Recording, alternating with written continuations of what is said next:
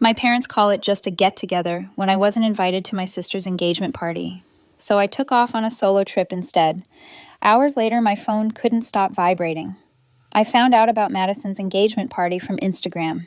Let me clarify. I didn't see the invitation. I saw the decorations being set up in my parents' backyard while scrolling through my cousin Heather's story at 8 p.m. on a Thursday night. White string lights wrapped around the pergola my father built last summer. Tables draped in blush pink linens. A banner that read, "She said yes," in gold cursive letters. My sister was getting engaged, apparently, and everyone knew except me. I stared at my phone screen for what felt like an hour, but was probably closer to 3 minutes. The pit in my stomach grew with each passing second. I called my mother immediately. "Oh, honey," she answered, her voice carrying that particular tone she uses when she's about to gaslight me. "It's just a small get-together, very casual. We didn't want you to feel obligated to come all the way from the city. I lived 45 minutes away, not across the country, not even in another state." "A get-together," I repeated flatly. "Yes, just close family and a few friends. Nothing formal." Madison specifically said she wanted to keep it low-key. The thing about lies is that liars often forget what they've already said. I could literally see the professional photographer's equipment in Heather's next story. The catering van from Marcellos's, the most expensive Italian restaurant in our county, was parked in the driveway. Right. Low-key. Got it. Sweetheart, don't be dramatic about this. There it was. The word that had followed me through my entire childhood. Dramatic. Anytime I expressed hurt, disappointment, or anger, I was being dramatic. When Madison got the bigger bedroom because she was older, I was dramatic for crying about it. When they paid for her entire sorority fees, but told me community college built character, I was dramatic for questioning the fairness. When Madison wrecked Dad's car and he bought her a new one while I was still riding the bus at 19, I was dramatic for pointing out the double standard. I hung up without saying goodbye. My hands shook as I opened my laptop and pulled up a travel website. If I was going to be excluded from family events, I might as well make it worth their while. Within 90 minutes, I had booked a flight to Portland, Oregon. I'd always wanted to see the Pacific Northwest. My friend Jenna from college had moved there 3 years ago and constantly sent me photos of waterfalls, forests, and the quirky coffee shops downtown. She'd been begging me to visit forever. I texted her around 11:30 p.m. "Are you free this weekend? I'm coming to Portland." Her response came through in seconds. "OMG, yes. What's the occasion?" "Family drama. I'll explain when I see you." I didn't sleep much that night. Instead, I lay in bed scrolling through Madison's social media, torturing myself with the evidence of my own irrelevance. Photos of her showing off her ring, a massive princess-cut diamond that probably cost more than my car.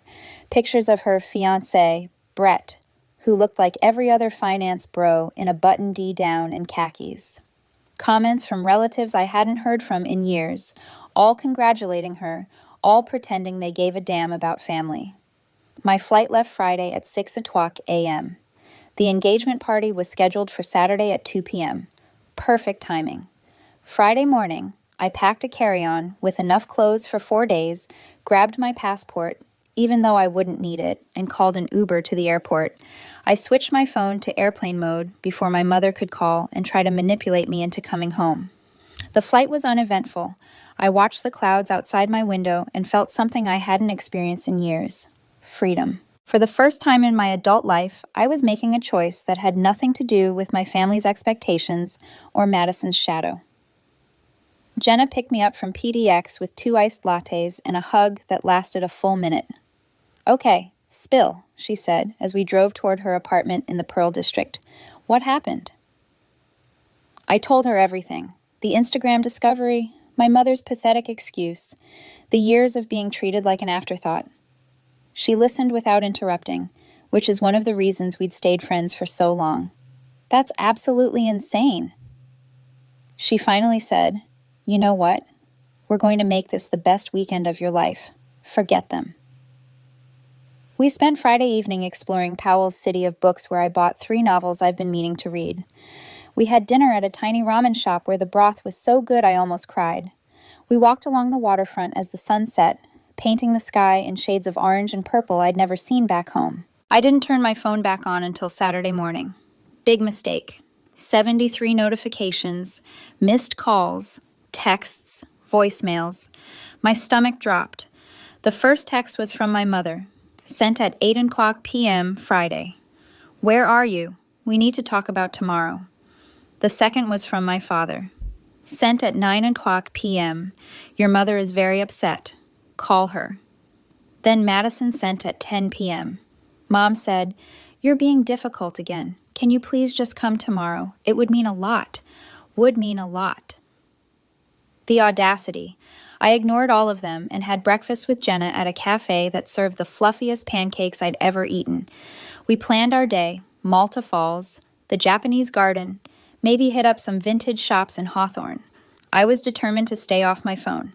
That lasted about 3 hours. At 2:15 p.m., Pacific time, right when the engagement party would be starting back home, my phone began vibrating nonstop. I was standing at the base of Multmo Falls, surrounded by tourists and the sound of cascading water, and my pocket wouldn't stop buzzing. I pulled out my phone. 42. New messages in the family group chat just in the last 15 minutes. "Madison, where is Nora?" "Mom, I'm sure she's just running late. Aunt Carol, I haven't seen her car outside." "Dad, she's not coming." "Madison, what? Why not?" "Mom, she's being unreasonable. Don't worry about it, sweetheart. Today is about you." Then the private messages started flooding in. Cousins, aunts, uncles, even family friends I barely knew. Everyone suddenly cared about my whereabouts. "Heather, are you okay? Your mom looks really stressed." "My Uncle Paul, did something happen? Your parents seem off." "My grandmother, whom I love dearly, sweetheart, where are you? I wanted to see you today." That last one stung. Grandma Ruth was the only family member who'd ever treated Madison and me equally. She'd be disappointed, but she'd also understand once I explained. I didn't respond to anyone. Instead, I took a photo of the waterfall, the mist creating tiny rainbows in the afternoon light. I posted it to my Instagram story with the location tagged in the caption, "Sometimes the best decisions are the spontaneous ones." Then I silenced my phone completely and slipped it back into my pocket. Jenna noticed my expression. Family losing their minds completely. Good. Let them. We spent the afternoon hiking, breathing in the fresh scent of pine and moss. I felt lighter with each step, as if physical distance from home was releasing something I'd been carrying for 26 years. By the time we got back to Jenna's apartment around 6 p.m., my phone had accumulated another 90 notifications on top of what I'd already seen. I sat on her couch and finally decided to look through all of them properly. Before diving into the messages, I ordered Thai food from a place Jenna recommended, Pad CE, with extra broccoli. Comfort food felt necessary for whatever digital nightmare awaited me. Jenna poured us both generous glasses of Pinot Noir and settled in beside me, clearly ready for the show. "Want me to read them out loud?" she offered like a dramatic reading. "Please don't. I might actually throw this phone out the window. Fair enough. But I'm here if you need moral support or someone to tell you you're not crazy." I appreciated that more than she knew. Growing up in my family, I'd spent years questioning my own perception of reality. Was I too sensitive? Was I imagining the favoritism? Was I making mountains out of molehills? Having an outside perspective, someone who wasn't drowning in the family dysfunction, made all the difference. The family group chat had dissolved into chaos. "Madison, is she seriously on vacation right now during my engagement party?" "Mom, let's not make this about Nora. Please, everyone, focus on celebrating." "Aunt Carol, it is a little strange that she's not here. Cousin Mike, she posted a story from Oregon. Looks like Multnomah Falls. Madison, Oregon.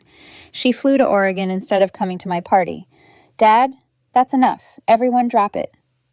But they didn't drop it. The messages continued getting progressively more dramatic. My cousin Sarah. "Okay, but why wasn't Nora invited in the first place? I'm confused." Aunt Linda, she was invited. She just chose not to come. "Sarah, that's not what I heard. Someone told me she found out about this from Instagram." The group chat went silent for exactly 4 minutes. Then my mother, "Can we please discuss this privately?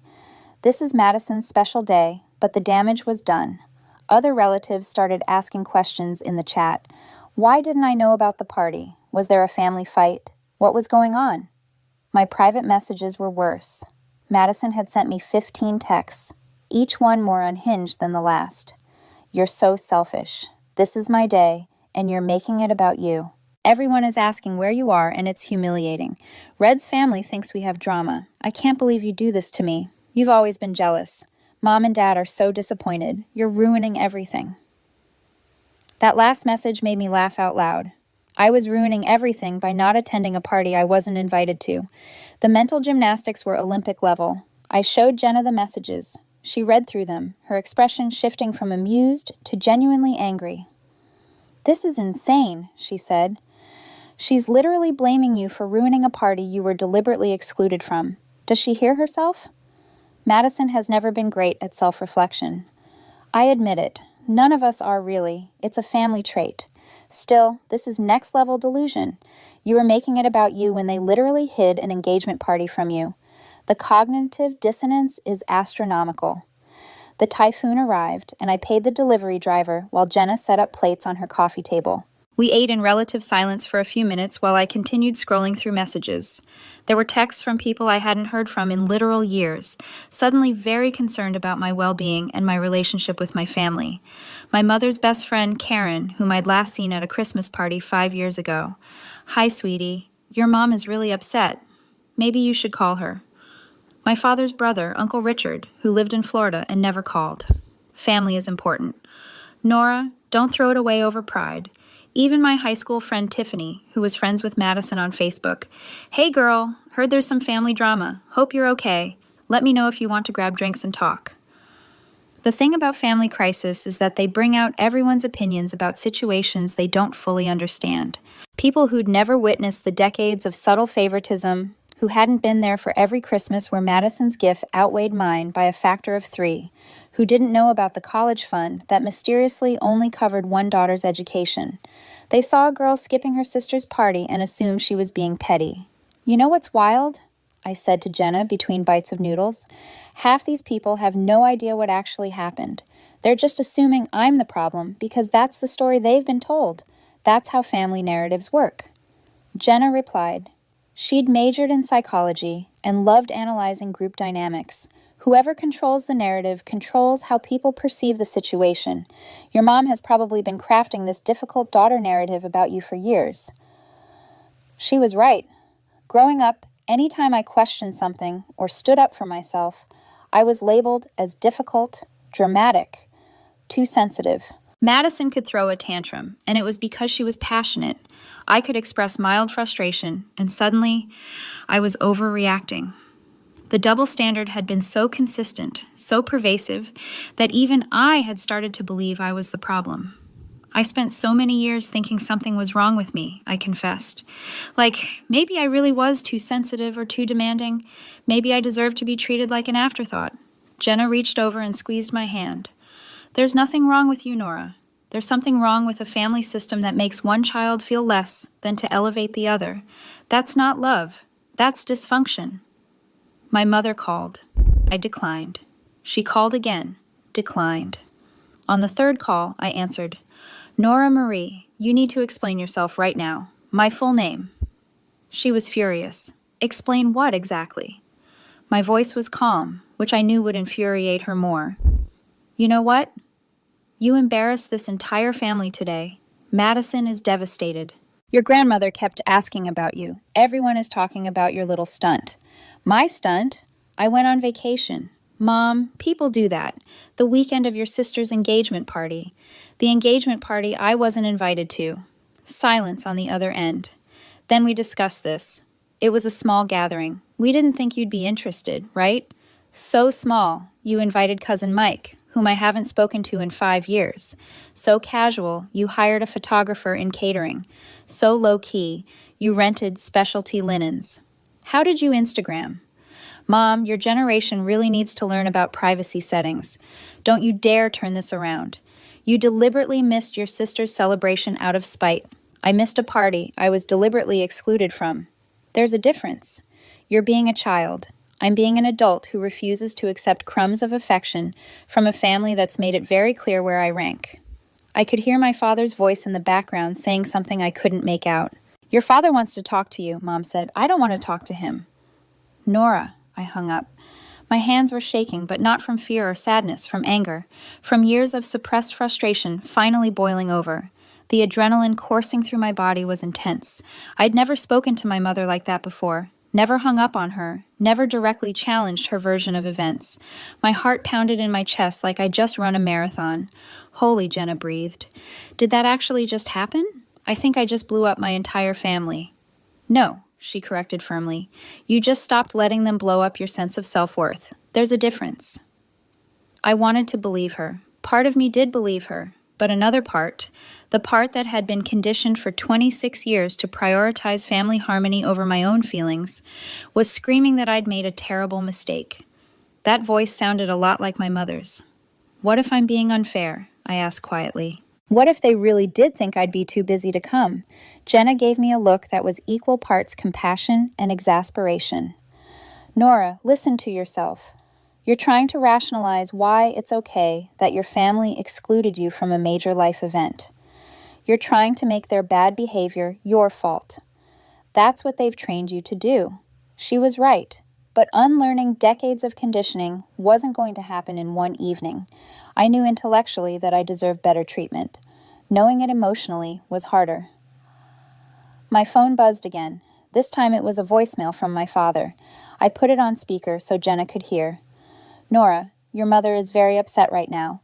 I think you need to apologize for the things you said to her. She's only ever tried to do what's best for you girls. This whole situation has gotten out of hand, and frankly, I expected better from you. You know how sensitive your mother is. Please call her back and make this right. Madison's engagement should be a happy time for this family, not a source of conflict. The message ended. Jenna and I stared at each other. Did he just ask you to apologize? She asked incredulously. Yep. For what? For accurately describing what they did to you. For upsetting Mom. Apparently, that's always been the cardinal sin in our house. Doesn't matter what she does, as long as nobody makes her feel bad about it. Your family dynamics are truly something else. I laughed, but it came out bitter. You should see us at Thanksgiving. It's like watching everyone tiptoe around the landmine, trying desperately not to set off Mom while she plays the martyr about cooking dinner that nobody asked her to cook. Does Madison see any of this? I don't know anymore. I used to think she was complicit, like she actively enjoyed being the favorite.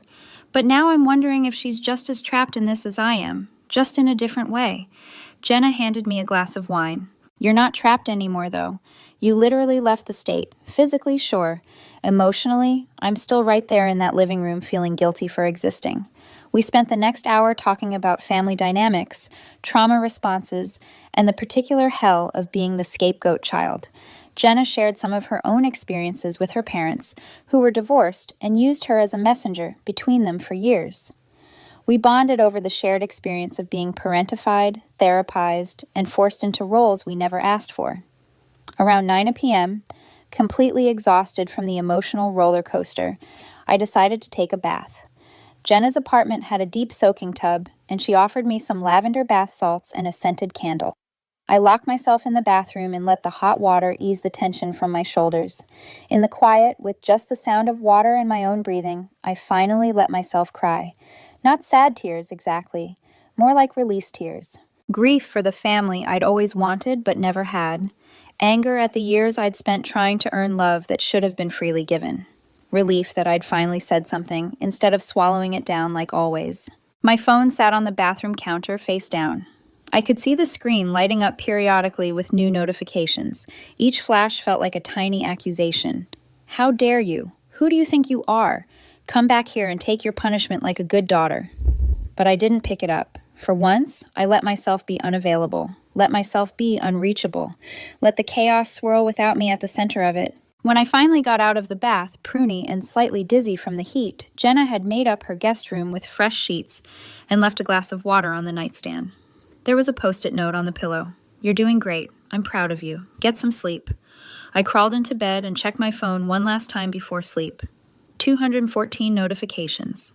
Now the family group chat had exploded into a full-scale argument about favoritism, lies, and family dysfunction. Cousins were taking sides. Aunts were sharing their own stories of feeling overlooked. Uncle Paul had apparently brought up the time Dad loaned Madison $10,000, but refused to help him with a down payment.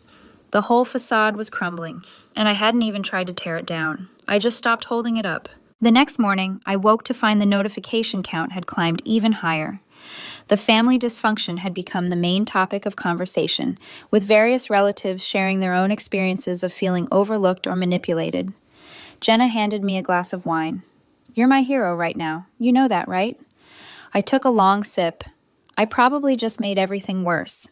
Or," she countered, "you finally stood up for yourself and they can't handle it." My phone rang again. This time it was Madison. Against my better judgment, I answered. "How could you?" Her voice was thick with tears. "You've always hated me. Always been jealous.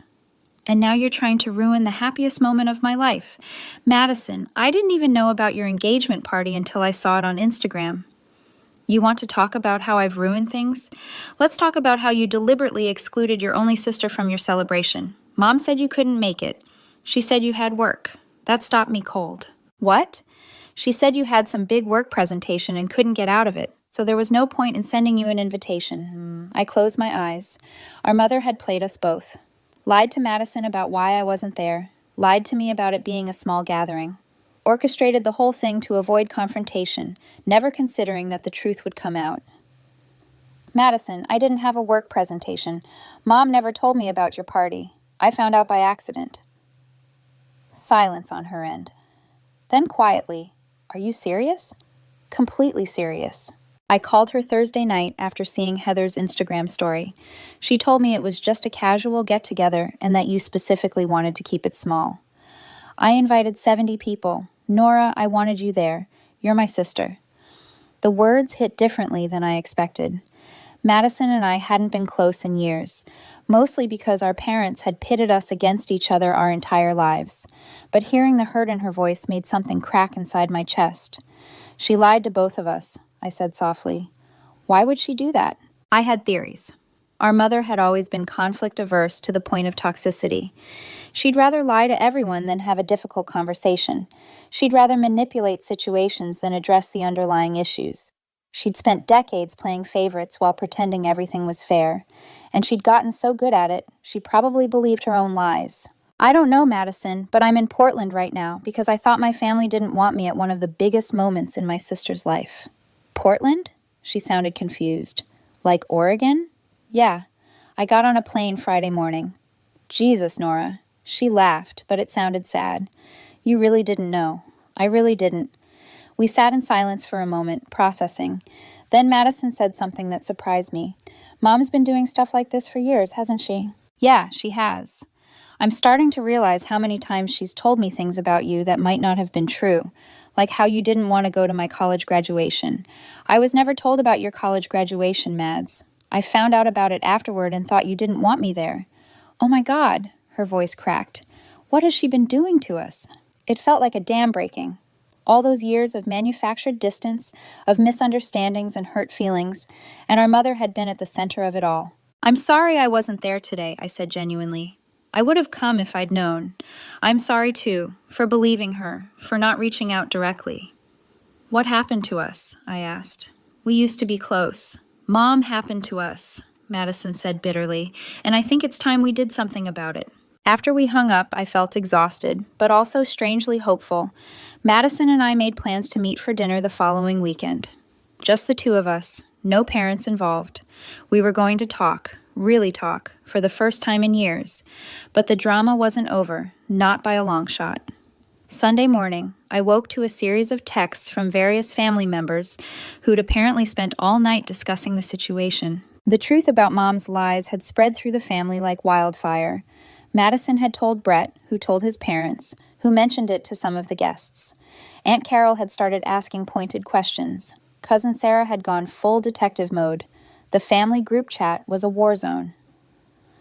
Aunt Carol: "Nancy, did you really tell Nora she wasn't invited?" Mom: "This is a private family matter." Uncle Paul: "Private? You made it public by lying about it at the party. Uncle Richard, my dad's brother who lived in Florida and rarely called. What's going on here? Someone fill me in. Grandma Ruth. Nancy, I'm very disappointed in you. That message from Grandma was probably what hurt my mother the most. Ruth was her mother-in-law, and they'd always had a respectful but slightly tense relationship. Grandma Ruth didn't mince words, and her disappointment carried weight. Dad finally chimed in. Everyone needs to calm down. This is between Nancy and the girls. Sarah, no. Uncle Tom, it's really not. We all deserve to know if we're being lied to about family events. The chat devolved further. People taking sides, arguments about favoritism and family dynamics. Someone brought up the time my parents paid for Madison's wedding dress shopping trip to New York, but told me they couldn't afford to help with my car repairs. My cousin Mike mentioned the Christmas when Madison got a laptop and I got a gift card to Target. Every buried resentment, every overlooked slight came pouring out, and I wasn't even participating in the conversation. My mother called me 6 times Sunday morning. I didn't answer. She left voicemails ranging from angry to tearful to guilt-trippy. You've turned the whole family against me, one of them said. I hope you're happy. I wasn't happy exactly, but I wasn't sad either. Mostly, I felt relieved. The truth was out there now.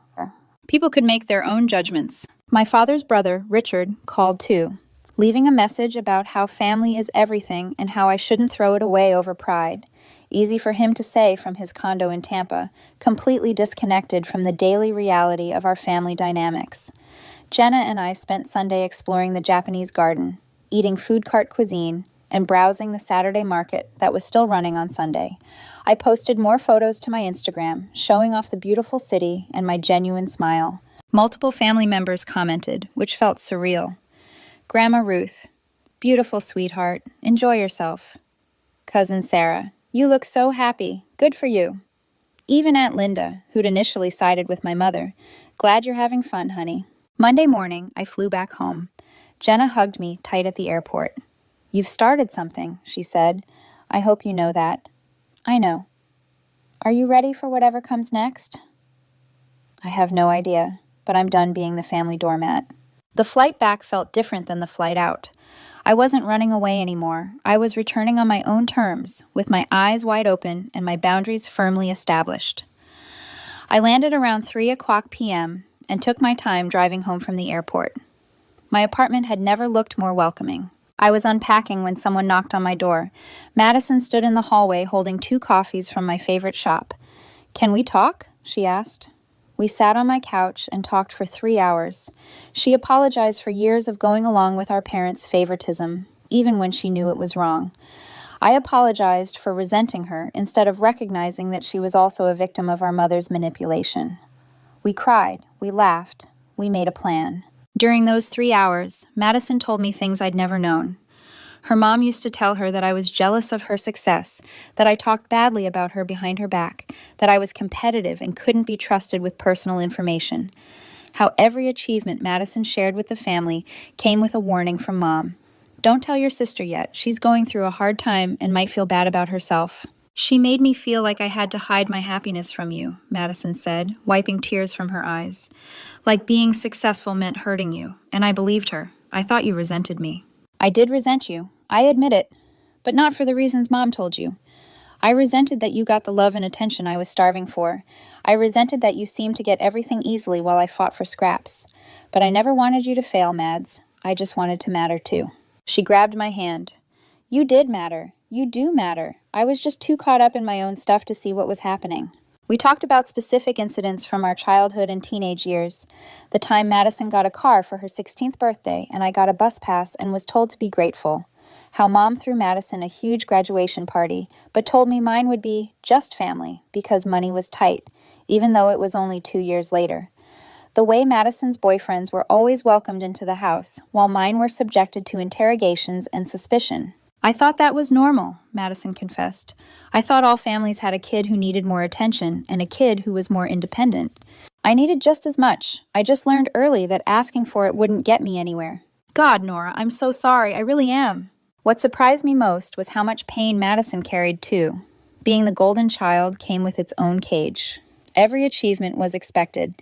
Every mistake was devastating because it threatened her position. She'd spent her whole life performing perfection to maintain the love that should have been unconditional.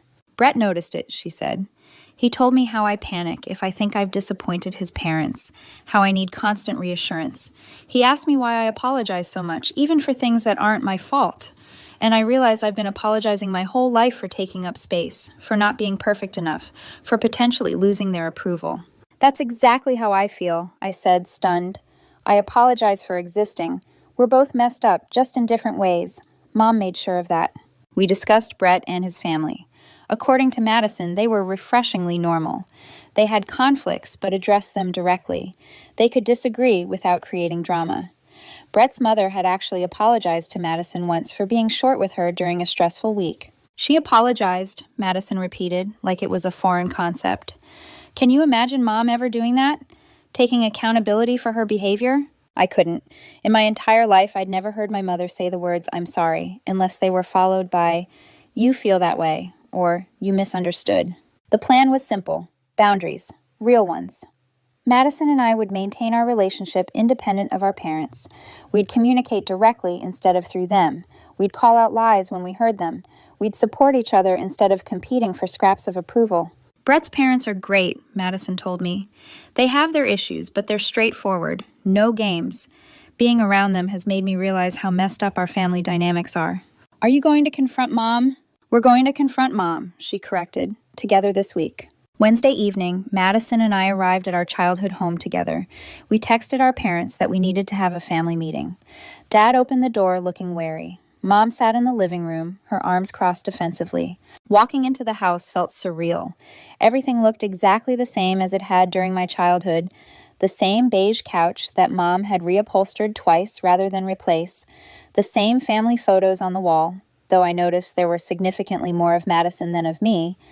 The same artificial floral arrangement on the coffee table that had been there for at least a decade. But I felt different walking through that door. For the first time in my life, I wasn't walking in alone. Madison was beside me, and we were united in a way we'd never been before. We'd rehearsed what we wanted to say. We promised each other we wouldn't let Mom redirect or manipulate the conversation. We were ready. Dad gestured for us to sit down. Madison and I chose the love seat across from where Mom sat in her usual armchair.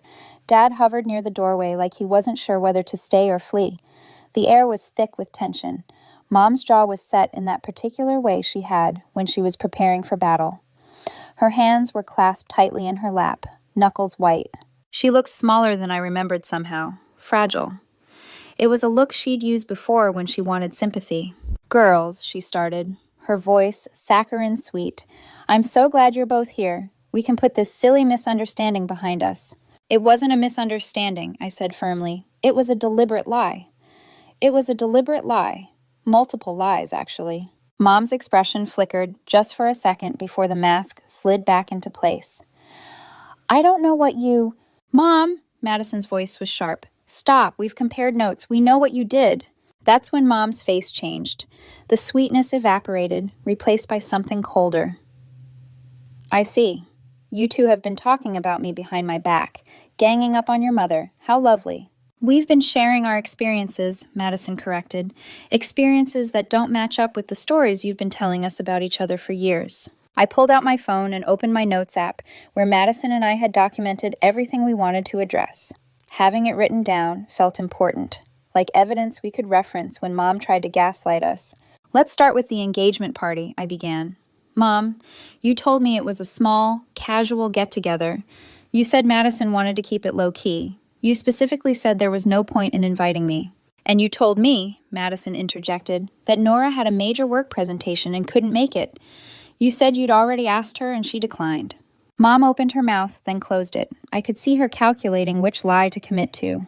"You lied to both of us," I continued. "You deliberately kept me away from Madison's celebration and told her I didn't want to be there. Why?" "I was trying to protect you both," Mom said, her voice rising. "Nora, you always get so upset when Madison has good news. I didn't want you to feel bad about yourself, and Madison, you've worked so hard for your happiness. I didn't want your sister's jealousy to ruin your special day." There it was, the narrative she'd constructed. I was jealous.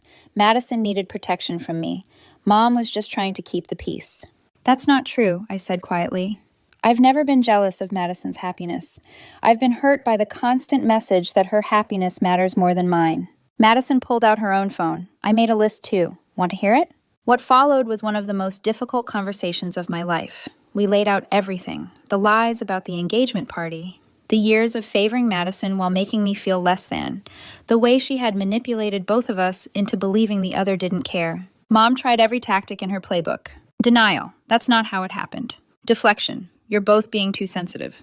Victimhood. I've sacrificed everything for you girls. Guilt. This is how you repay me? But Madison and I stood firm. We'd practiced. We'd prepared. We didn't let her derail the conversation. Dad mostly stayed quiet, which spoke volumes. He'd enabled her behavior for decades by refusing to intervene. His silence was its own form of complicity. Finally, Mom broke down crying. I just wanted to keep the peace, she sobbed. So you lied to us instead, Madison said, and created fights that didn't need to exist. You made us strangers to each other, I added. Do you understand that you destroyed our relationship to avoid your own discomfort? The conversation ended with us laying out our boundaries. We'd maintain contact with our parents, but on our terms. No more surprise visits, no more guilt trips, no more triangulation. If they wanted a relationship with us, it would be based on honesty and respect. Mom didn't take it well. She accused us of ganging up on her, of being ungrateful, of breaking her heart. But we didn't back down. As Madison and I left together, Dad followed us to the driveway. Your mother loves you both, he said quietly. She just doesn't know how to show it in healthy ways. Then maybe she should learn, Madison replied, because we're done accepting unhealthy love as good enough. In the weeks that followed, things shifted. Some family members reached out to apologize for enabling the dysfunction. Grandma Ruth took Madison and me out to lunch and told us she was proud of us for standing up for ourselves. Cousin Sarah started her own journey of setting boundaries with her parents. My relationship with Madison grew stronger than it had been since we were kids. We texted daily, had dinner weekly, and started planning a real vacation together, one we both knew about in advance. My mother struggled. She sent passive-aggressive texts and tried to recruit family members to her side, but most people saw through it. The more she tried to play the victim, the more obvious her manipulation became. 3 months after the engagement party that wasn't, Madison got married. It was a beautiful ceremony at a vineyard with genuine joy and no underlying tension. Mom and Dad attended but behaved themselves, knowing they were on thin ice. During her reception speech, Madison did something unexpected. She thanked me specifically. To my sister Nora, she said, raising her glass, who taught me that sometimes the most loving thing you can do is refuse to accept less than you deserve. Your trip to Portland changed everything, and I'm grateful. The room erupted in applause. Several people came up to me afterward to say they'd heard the story and admired my courage. One of Brett's groomsmen even asked for my number, which was a pleasant surprise. But the best moment came later that night when Madison and I stood outside the venue looking at the stars. I almost lost you, she said softly, because I believed her lies instead of trusting my own sister. We found our way back, I replied. That's what matters. Promise me something, Madison said. Promise me we'll never let anyone come between us again? Not Mom, not anyone. I promise. We hugged, and I felt something I hadn't felt in years. Belonging. Real, unconditional, honest belonging. My solo trip to Portland hadn't just been an act of rebellion or revenge. It had been a declaration of self-worth. It had been me saying loudly and clearly that I mattered, that my feelings mattered, that I wouldn't accept being treated as an afterthought anymore. Did it blow up my family dynamics? Absolutely. Did it cause drama and hurt feelings and difficult conversations? Without question. But it also freed me. It freed Madison. It started a chain reaction of healing and honesty that never would have happened if I'd just accepted the lie and stayed quiet. Sometimes the most dramatic thing you can do is simply refuse to participate in your own marginalization. Sometimes revenge isn't about hurting the people who hurt you. It's about loving yourself enough to walk away. And sometimes a spontaneous trip to see a waterfall is the beginning of finding your way back to yourself and to the people who actually matter. My phone doesn't vibrate nonstop anymore. These days, when it buzzes, it's usually Madison sending me a funny meme or Jenna asking when I'm coming back to Portland. The family group chat still exists, but it's quieter now, more respectful. Mom and I talk, but there's a distance there that might never fully close. And I've made peace with that because here's what I learned. You can't control how people treat you, but you can control how you respond. You can't force people to value you, but you can choose to value yourself. And you can't change the past, but you can decide who gets to be part of your future. My sister's engagement party happened without me, but everything that mattered happened because of it. And I'd book that flight to Portland again in a heartbeat.